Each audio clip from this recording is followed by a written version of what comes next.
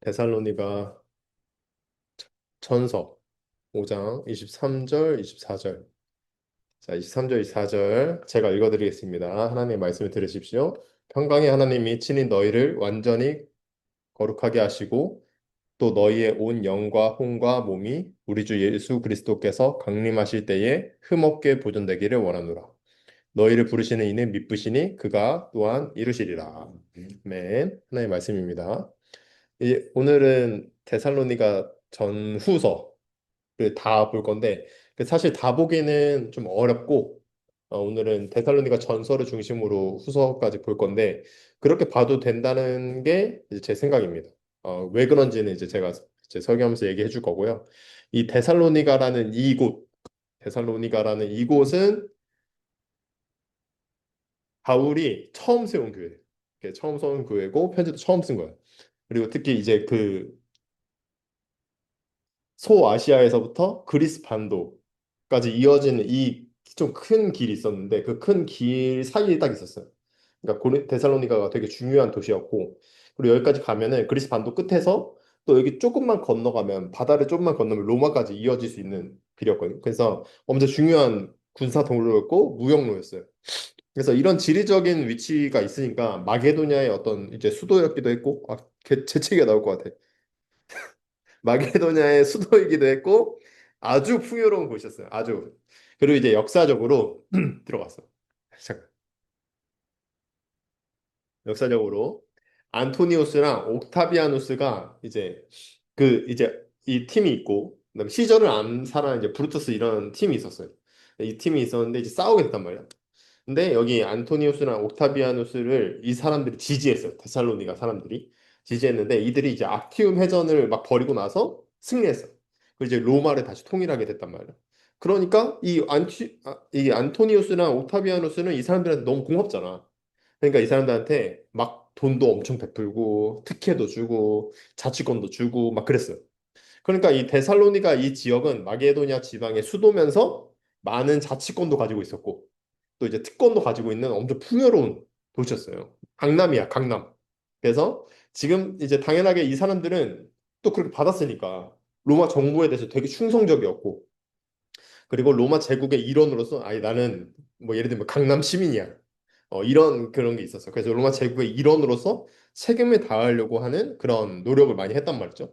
그러니까 그러다 보니까 당연하게 그 로마 제국이라는 것을 숭배하는 그런 사상이 있었고 그래서 줄리어스 시저는 신이고 그리고 그의 후계자였던 옥타비아누스는 이제 신의 아들이고 이런 배경을 가지고 있어요. 그러니까 이런 배경 속에서 이제 데살로니가 사람들은 가지고 있었다.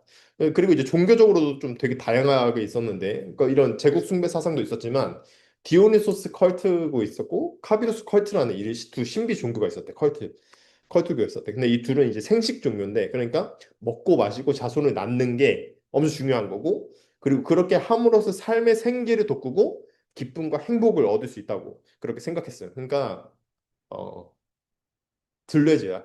그래서 디오니소스를 숭배하는 그래서 다 모든 그 차이를 다 좋아하면서 그래서 실제로 딜레즈의 책에서도 이제 디오니소스 막 얘기하면서 그런 얘기 나온다고. 디오니소스 컬트를 보면은 남근이 상징이에요. 아예 그 남근을 세워놓고 상징으로 섬기고 그리고 그걸 섬기면 어떻게 해? 그 성적인 탐닉을 통해서 디오니소스의 영감을 받고 그 신의 힘으로 생식을 하는 거예요. 이런 거였어. 그러니까 당연히 그러니까 어떻겠어. 완전히 그냥 막 성적으로 완전 문담했고 특히 이제 이들 중에서는 이제 바알 숭배하는 그 종교 배경에서 자란 사람들도 많이 있었거든. 그러니까 이 사람들이 더 자극이 된 거야. 더. 자기도 막 참거나 약간 숨기고 있었는데 막 다 그래. 그러니까 자기도 나도 장난 아니야. 막 이러면서 이제 막 그렇게 문란한 문화를 이제 꽃피우게 된 거죠. 근데 이렇게 있는 이런 큰 도시의 특징이라고도 하더라고요. 근데 이 큰 도시의 특징 중에 또 많은 철학자들도 있었대. 그 당시에 이제 헬레니즘 문화 속에 있었으니까. 그러니까 많은 철학자들이 되게 지금은 이제 자기 개발이라고 하는 뭐 성공하는 삶, 뭐 구원, 영생, 올바른 삶, 또 뭐 이런 거에 대해서 지혜와 지식을 나누면서 그 사람들한테 돈을 이렇게 받았대. 그러니까 지금으로 따지면 유튜브를 한 거지. 어, 근데 나중에는 근데 타락하는 경우도 되게 많았다고 합니다. 그래서 어느 날 이제 뭐 유튜브에서 뭐 이렇게 살아라 저렇게 살아라 하는 거랑 비슷한 것 같아.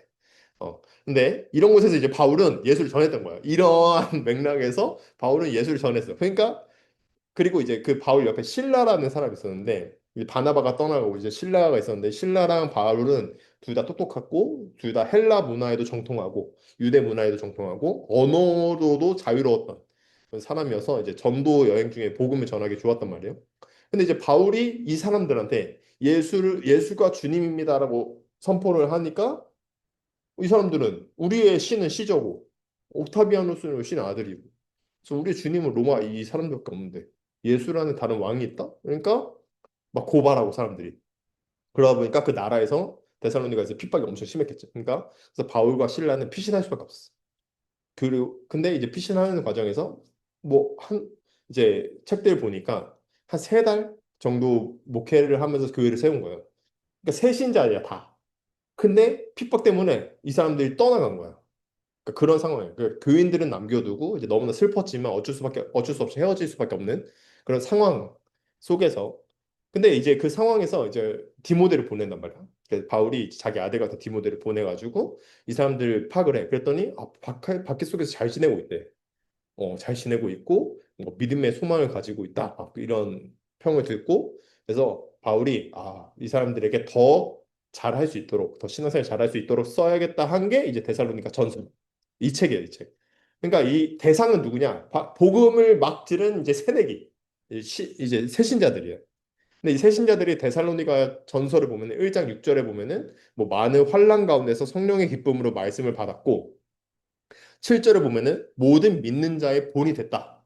이렇게 얘기를 한단 말이에요. 그러니까 환난 가운데 성령의 기쁨을 말씀 받고 7절에 보니까 모든 믿는 자의 본이 됐다.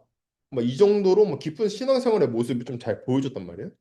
그러니까 근데 이제 데살로니가 교회가 어린 교회고 새신자들로 구성된 만큼 사실 어려운 문제도 되게 많이 있었다고 하는데 한 네 가지 정도 이제 근데 첫 번째는 아까 이상한 철학자들이 많이 있다고 했죠. 그러니까 이 평가가 뭐였냐면 사람들이 봤을 때 바울도 멀리서 온 사람이고 하니까 바울도 이상한 놈이야 그냥 바울도 이상한 철학자 똑같네 뭐 자기 개발하는 유튜버랑 똑같네 이렇게 본 거예요.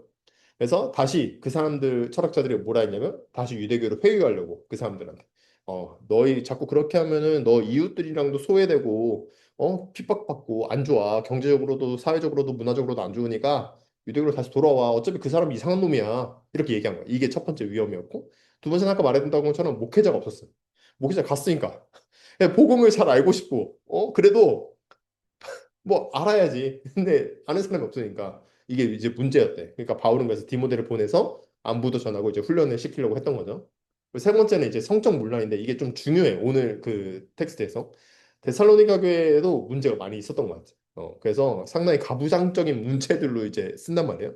데살로니가 전서에서 성적인 문란함을 버리라고 말해요. 그러니까 4장인데 3절부터 5절까지 보면은 하나님의 뜻은 이것이니 곧 너희의 거룩함이라. 곧 음란을 버리고 각각 거룩함과 존귀함으로 자기의 아내 대할 줄을 알고 하나님을 모르는 이방인과 같이 세욕을 따르지 말고 이렇게 나온단 말이에요. 이게 이제 데살로니가 교회의 큰 문제였고 그 시대적 문제였다. 그 당시 그 데살로니가 지역의 문제였고 네 번째 어려움은 뭐냐면 이제 종말에 대한 거였어. 이 사람들이 이제 종말에 대해서 되게 집착을 많이 한 거예요. 이게 아까 그 얘기했던 그 컬트 종교 중 하나가 되게 그 종말이나 이런 거에 되게 연관돼 있거든. 그래서 그런 것 같아. 그래서 5장 3절을 보니까 사람들이 평안하다, 안전하다 이렇게 생각할 때 임신한 여자가 해산하는 고통을 갑자기 겪게 되는 것처럼 멸망에 이를 거다.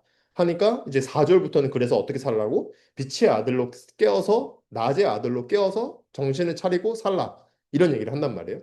이제 이게 이런 어려움들이 있었어. 그러니까 이 사람들은 뭐냐? 어떤 사람들이었냐면 종말이 올 건데 무슨 직업이냐, 삶의 계획이냐. 어차피 올 건데 종말인데. 우리 공동체 말로 우리 공동체 말로 하면 주식이 엄청 오를 거야. 나중에 엄청 오를 거야. 근데 내가 지금 일해야 돼요? 막 이거랑 똑같아. 이런 거랑 똑같다는 거예요. 예, 중간중간에 설명한 것처럼 이제 이런 맥락에서 이제 이 전서가 써진 거예요. 그래서 이 데살로니가 전후서의 구조 자체는 어떻게 돼 있냐면 이 전서는 두 부분으로 돼 있거든. 그래서 1장부터 3장이 이제 전반부고 4장부터 5장이 이제 후반부예요. 그래서 앞에 1장부터 3장은 이 사람들이 얼마나 신실했는지 또 진짜 칭찬한다. 너희 잘했어. 엄청 힘들지만 잘했어. 그리고 4장과 5장에서는 이제 신앙에 대해서 이제 도전을 해요. 예를 들면 아까 읽었던 것처럼 막 음란 버려라, 거룩해져라, 낮에 아들처럼 살아라 이런 얘기 한단 말이에요. 그리고 이 전반부와 후반부 이제 그 앞이랑 뒤랑 사이에는 이제 기도들이 있어요. 기도. 그래서 뭐 감사기도 1장 1절부터 5절까지는 감사기도. 그다음에 전반부 하고 그다음에 3장 11절부터 13절은 또 중간에 이제 인내의 기도라고 해서 인내 기도를 하고 마지막 이제 5장 딱 하고 5장 23부터 28까지 이제 소망을 가져라 이런 기도를 한단 말이에요. 오늘 아까 우리가 읽었던 그 마지막 우리 읽었던 본문 말씀도 이 마지막 기도에 속해져 있는 거예요. 그래서 데살로니가 전반부는 이제 그들의 신실함을 칭찬하고 응원하는 거라고 했잖아요. 근데 여기 보면 읽어보면은 뭐 이제 그러니까 길지 않으니까 한번 읽어볼 수도 있는데 읽어보면은 안부를 전하는 느낌이 많이 나요. 대표적으로 2장 13절을 한번 보면은 2장 13절 보면 이러므로 우리가 하나님께 끊임없이 감사함은 너희가 우리에게 들은 바 하나님의 말씀을 받을 때에 사람의 말로 받지 아니고 하나님의 말씀을 받음이니 진실로 그러하도다.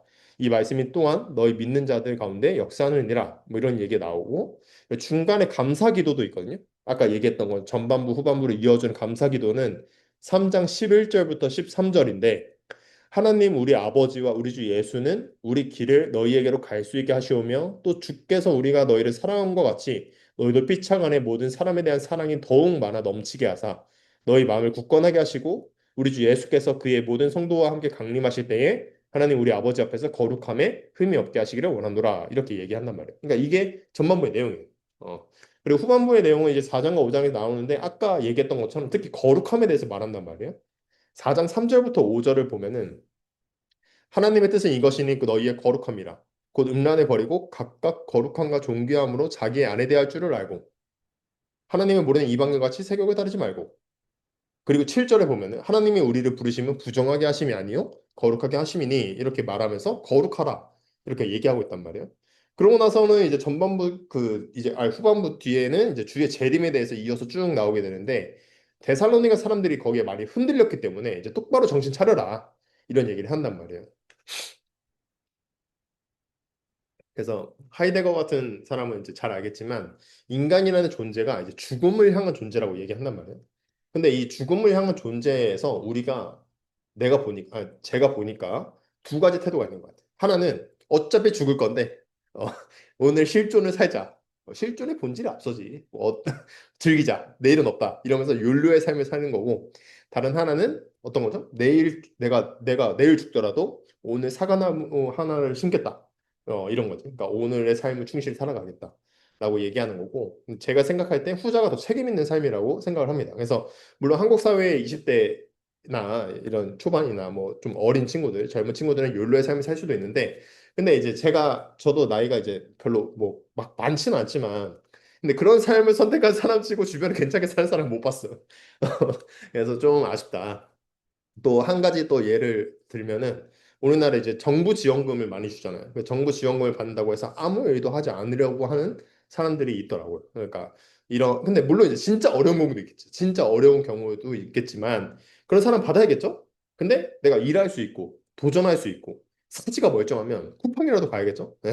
그런 생각이 듭니다. 그래서 정부 지원금에 의존하고 그리고 그거를 그러니까 이 태도가 좀 다른 건데 정부 지원금이나 뭔가 내가 남한테 뭔가 받을 수 있다는 것을 먼저 생각을 하는 사람이 이제 좀 회개하고 정신 차려야겠다라는 생각이 듭니다. 그러니까 왜냐하면 들어보면은 이제 일을 하면 그 돈을 못 받으니까 일을 안 한다는 사람들이 있어요. 그러니까 그런 사람들에게 바울이 오늘 이제 또 얘기하는 것 같아요. 왜냐하면 이 데살로니가 전후서 읽어보니까 막 열심히 살아야 될 것 같아. 막 뒤에 막 게으르지 마라 막 이런 거 엄청 써 있어. 그래서 보니까 5장 6절부터 8절 보니까 5장 6절부터 8절 보니까 그러므로 우리는 다른 이들과 같이 자지 말고 오직 깨어 정신을 차리지라 자는 자들은 밤에 자고 취하는 자들은 밤에 취하되 우리는 낮에 속하였으니 정신을 차리고 믿음과 사랑에 호신경을 붙이고 구원과 소망에 투구를 쓰자 이런 이야기 나옵니다. 그리고 이제 그 뒤에는 유명한 기도가 나오는데 잘 아실 거예요. 그래서 5장 16절부터 22절까지인데 한번 보면 항상 기뻐하라 쉬지 말고 기도하라 범사에 감사하라 이것이 그리스도 예수 안에서 너희를 향하신 하나님의 뜻이니라 성령을 소멸하지 말며 예언을 멸시하지 말고 범사에 헤아려 좋은 것을 취하고 악은 어떤 모양이라도 버려라 이런 얘기가 나온단 말이에요. 그러니까 이게 항상 기뻐하고 기도하고 감사하라 이런 말은 미친놈처럼 방방 뛰라는 말이 아니죠. 재림하실 예수를 기다리는 성도의 삶의 태도를 말하고 있는 거예요. 그러니까 모든 삶을, 그러니까 세계관 자체를 얘기하고 있는 거예요. 모든 삶을 긍정적으로 여기고 핍박은 심해지고 데살로니가 사람들 너희는 계속 핍박을 받겠지만 그럼에도 불구하고 예수의 그 재림하실 예수의 소망을 가지고 감사하라는 거고 그리고 그 성령과 예언을 소멸하고 멸시하지 말라는 거는 그 마음의 소망을 붙들라는 거죠. 그러니까 여기서 말하는 예언은 내가 갑자기 막 가서 너는 나중에 신학 교수가 될 거야 이런 그런 건 아니고 빙의해서 막 그런 건 아니고 이 예언이라는 이 말 자체가 공동체를 세우는 겉면의 메시지, 설교 이런 거예요. 예를 들면 우리가 야 이제 월마다 마지막 주에는 다 나와. 이것도 예언이에요. 어. 아 진짜 그럴 수 있다니까요. 그래서 그 공동체를 세우는 그런 메시지, 어떤 설교 이런 거라고 생각하는 거예요. 그러니까 잘 간직하라는 거죠. 그렇기 때문에 오늘 읽은 본문 23절이랑 24절이 나오는 거예요. 평강의 하나님이 친히 너희를 온전히 거룩하게 하시고 또 너희의 온 영과 혼과 몸이 우리 주 예수 그리스도께서 강림하실 때에 흠없게 보존되기를 원하노라. 너희를 부르시는 이는 미쁘시니 그가 또한 이루시리라. 그래서 온 영과 혼과 몸이 강림하실 때까지 주께서 강림하실 때까지 흠없게 보존되기를 원한다. 이렇게 바울이 기도하고 있단 말이에요. 그리고 그것을 하나님께서 이뤄주실 거라고. 그러니까 힘내라고. 힘내서 오늘을 살아라. 이렇게 얘기하면서 편지가 끝나는 거예요. 이게 이 데살로니가 전서의 내용이고 이제 후서는 이제 전서를 보내고 나서 교회 상황이 더 안 좋아졌다고 들었어요. 박해가 더 심해지고 뭐 내부적으로는 또 재림에 대해서 또 문제를 거는 새끼들이 재림에 대해서는 문제를 거는 놈들이 또 등장한 거예요. 그러니까 그런 게 편지야. 근데 이제 후서는 세 부분으로 돼 있거든요. 근데 후서가 총 세 장이야. 그래서 세 장은 뭐냐면 박해가 있음에도 소망을 가져라. 그다음에 두 번째는 주의 날에 대해서 재림에 대해서 설명해주고 세 번째는 또 게으른 자들을 위해서 권면을 해. 그러니까 이게 전서랑 되게 비슷해. 구조가. 그래서 이 부분에 있어서 이제 저자 동일설에 대해서 많이 얘기하더라고요. 그러니까 아니 데살로니가 전후서니까 당연히 한 사람이 썼을 거라고 생각하는데 근데 이거를 바울이 둘 다를 썼다고 보는 건 이제 보수주의적인 입장이고 흔히 찾아보니까 학계에서는 데살로니가 전서를 모형으로 바울의 동역자나 그 후계자들이 후서를 썼을 거다. 이렇게 보는 입장이 되게 많더라고. 오히려. 그래서 나는 처음 알았어. 어. 난 당연히 이제 바울이 썼을 거라 생각했는데. 근데 거기서 문제가 되는 게 뭐냐면 데살로니가 후서 마지막에 한번 볼래요? 3장 17절 보면은 뭐라고 나오냐면 나 바울이 친필로 쓴다 뭐 이런 얘기가 나왔어. 그죠? 그러니까 그 부분의 논의를 보면은 그럼 바울이 둘 다 쓴 거 아니냐? 뭐 이렇게 보는 게 맞지 않냐 하는데 이게 근데 그거에 대한 논의도 좀 이렇게 있더라고요. 그럼에도 불구하고 뭐 이렇게 쓴 거예요. 친필로 그렇게 그러한 수사학적인 방법을 많이 썼었다. 뭐 이런 얘기들이 있고. 근데 이제 잘 모르니까 난 잘 모르니까 그런데도 저는 그래서 어쨌든 그 해석을 좀 보니까 그래도 나는 이제 바울이 둘 다 쓴 게 맞지 않나라고 보는 게 좋겠다. 근데 이게 아마 제가 잘 몰라서 그러는 걸 수도 있는데 어쨌든 근데 그렇다고 지금 제가 생각하는 이 바울이 둘 다 썼다고 하는 해석이 틀린 건 아니에요. 왜냐면 보수주의적인 학자들도 되게 많이 따르고 있으니까 일단 그렇게 이해하고 넘어가면은 넘어갈게요. 이제 그래서 어쨌든 이제 설교를 마치겠습니다. 설교를 마칠 건데 이제 마칠 건데 데살로니가 사람들은 이제 어떤 사람이죠? 풍요로운 사람들이었고 종교성 있는 그리고 엄청 열심히 있는 사람들이었어요. 그래서 이 풍요로운 것이 근데 오히려 되려 문제가 됐다. 이런 것들이 있었다. 그리고 이 사이에서 바울은 예수를 주로 고백하다가 그리고 선포하다가 어떻게 됐죠? 핍박으로 도피하게 됐죠. 그러니까 근데도 남겨진 데살로니가 새신자들 그 사람들은 기쁨으로 그 말씀을 간직하고 삶을 바꿔내고 실제로 그 문란한 그런 생활이 있었지만 이 사람들이 막 온 지역에 너희가 믿음 생활 진짜 잘한다며 이렇게 퍼질 정도면 그 사람들이 문란함이나 이런 생활에서 완전히 벗어났다는 것을 우리가 볼 수 있습니다. 그런데도 어려움은 여전히 많이 남아 있었어요. 특히 성경 문란함도 계속 남아 있었고 종말에 대한 무책임한 태도들도 많이 남아 있었습니다. 그래서 오늘 이 자리에서 우리가 이 사람들처럼 핍박을 받지 않아. 지금 사실. 뭐 우리가 뭐 예수님을 주로 노방전도 한다고 해서 뭐 막 잡혀가진 않아요. 막 이렇게 뭐 소리는 듣겠지만 종교의 자유를 누리고 있는데 그러니까 그렇다면 과연 이 메시지가 똑같이 적용될 수 있는가? 이게 이제 제 며칠간 고민이었거든요. 그러니까 항상 보면 요한계시록도 그렇고 오늘 데살로니가 전후서도 그렇고 그때 긴박한 종말론에 있어서 그렇게 기록된 책들은 이해를 해. 아, 그 당시에 이런 맥락을 쓰였구나. 그 당시에 이런 사람들에게 그렇기 때문에 이렇게 얘기했구나. 근데 오늘날 이거를 똑같이 적용할 수 있나? 이런 문제 의식이 항상 있단 말이에요. 근데 저는 생각했을 때 그래서 결국에는 완전히 그렇게 대입할 수는 없다. 그러니까 그렇지 않다라는 하는 게 이제 그렇고 다만 우리가 마주한 도전들이 다른 방식으로 남아 있는 거야. 예를 들면 뭐 소비주의, 무관심, 이기주의, 무책임함, 나태함, 게으름 뭐 이런 것들은 아직도 여전히 남아 있어요. 그러니까 데살로니가서에 있던 그 문제 의식이 다 우리한테 동일하진 않지만 오늘날 우리가 소비주의나 이런 거에 대해서는 엄청 이제 다들 이렇게 소비를 하고 그걸 오히려 경배하게 되는 태도가 있잖아요. 그 제임스 스미스 같은 사람들은 뭐라고 하냐면 쇼핑몰에 세워져 있는 그 마네킹들이나 그리고 뭐 우리가 만나게 되는 CF 모델들 그런 사진들 이런 것들이 다 이제 하나의 아이콘, 그러니까 하나의 아이돌, 그러니까 하나의 우상이라고 보거든요. 그러니까 그렇게도 볼 수 있겠다. 그래서 제가 생각했을 때 오늘 우리가 느껴야 될 게 뭐냐? 데살로니가 전서를 통해서 우리가 가져야 할 태도는 바로 거룩함이고 소망을 주신 하나님 앞에서 오늘을 책임 있게 살라는 거죠. 오늘을. 그러니까 저는 그래서 여러분들이 책임 있게 살아갈 수 있길 바랍니다. 그래서 신체적으로도 책임을 가지고 함부로 몸을 쓰지 말고 다치지도 말고 그리고 살도 좀 빼고 그래야겠죠? 아, 진짜 그래야 돼.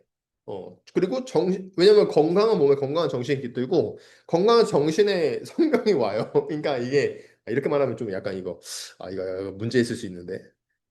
약간 취소. 약간 취소하고. 어쨌든 건강한 몸에 건강한 정신이 깃듭니다. 네, 그건 맞죠?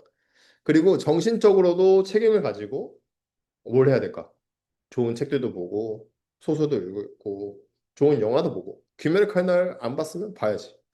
그치? 김열 그날을 안 보고 성경을 본다는 거는 이거는 좀 오히려 위험할 수 있다 이런 생각이 듭니다. 또 사회적으로도 어떻게 해야 돼? 사람들에게 배려 있게 다가가고 또 받는 것보다 주는 것을 더 좋아할 수 있기를 바랍니다. 기도하겠습니다.